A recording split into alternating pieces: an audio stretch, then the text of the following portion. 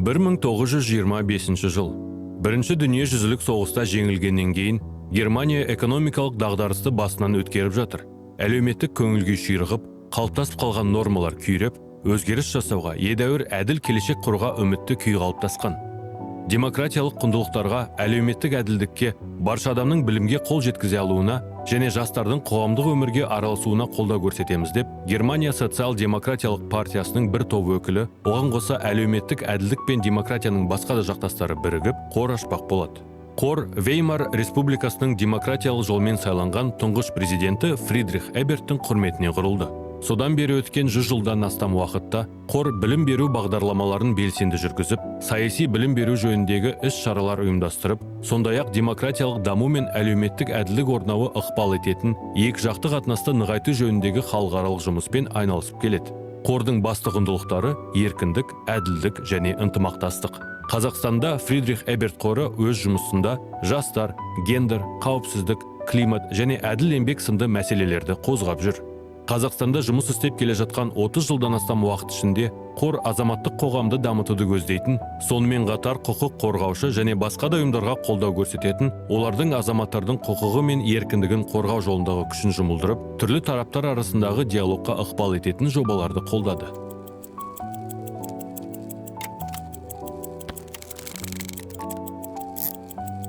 Фонд открылся осенью 1993 года. Перестройка, постперестроечный уход Советского Союза с политической сцены привел к формированию новых государств независимых.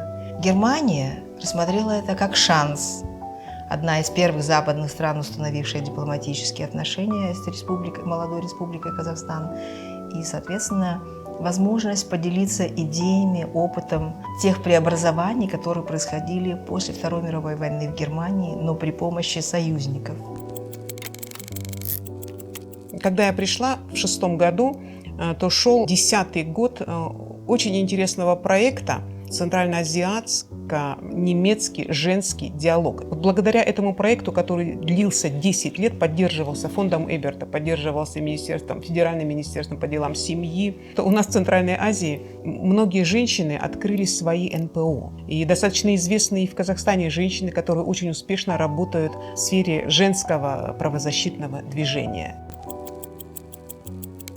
2018 жылы біз тұрмыстық зорлық-зомбылық саласында жобамен жұмыс істей бастадық. Бұл жақта біздің негізгі фокусымыз ол агрессорлармен жұмыс істеу.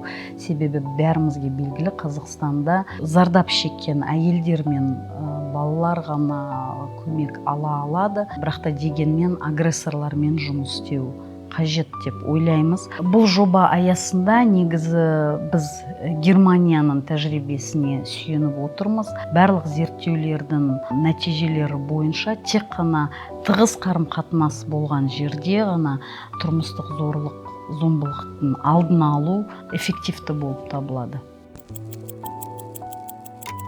Leadership программ, сокращение ELP, был запущен в 2020, сейчас до сих пор идет в 2023 году. Я познакомился с таким количеством просто классных ребят, что теперь у меня есть надежда, честно сказать вам.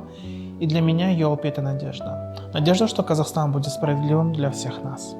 И самое главное, у них есть в глазах огонь. Огонь, что они любят Казахстан, они хотят сделать его лучше, сделать нашу страну лучше, не только для самих себя, но для нас всех. Для меня это самый важный показатель.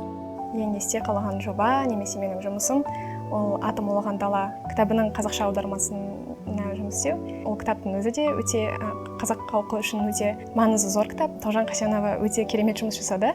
Мен осы кітаптың аудармасына қатысым бар дегеніне өте қуаныштымын және онымен уақыттан тұтармын. Сол үшін 5 жас қатысушы, олар Нью-Йоркте өтетін ядролық қаруға тыйым салу тақырыбында өтетін үлкен конференцияға қатысады. Біріккен ұлттар ұйымының Нью-Йорктегі бас штаб-квартирасында өтеді. Мен негізінде қазақ жастарының осы кездесуге қатысуы өте маңызды деп ойлаймын. Өйткені ол тек дипломаттардың арасында, жабық есіктердің арасында өтетін кездесу болмау керек. Ол сонымен қатар инклюзивті болу керек және әсіресе қазақ жастарының дауысы естілеу керек.